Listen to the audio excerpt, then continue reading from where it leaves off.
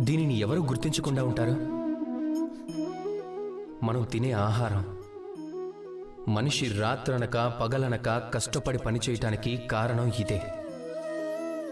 ఒకవేళ ఇదే అంత సులభంగా మనకి లభించినట్టయితే గనక బహుశా మనిషి ఏ పని చేయడేమో.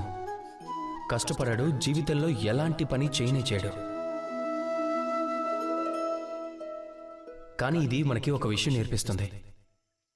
ఈ ఆహారం కేవలం ఆకలిని మాత్రమే తీర్చదు, జీవితంలో ఎంతో పెద్ద విషయాలను మనకు నేర్పుతుంది. మీరే ఒక్కసారి ఆలోచించండి. ఈ ఆహారం మీకు ఎప్పుడు రుచిగా అనిపిస్తుంది అంటే, ఈ ఆహారం మీరు ఆరోగ్యంగా ఉండడానికి ఎప్పుడు కారణం అవుతుందంటే, ఎప్పుడైతే ఈ ఆహారం సరిగ్గా వండబడుతుందో. అవునా?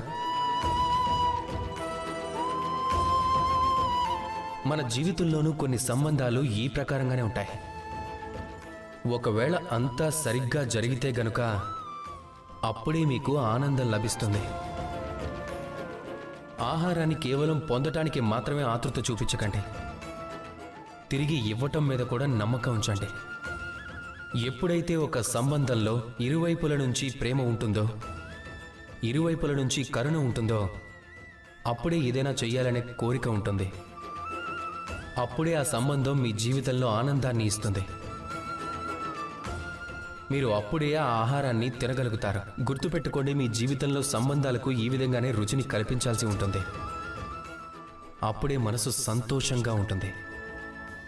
రాధాకృష్ణ.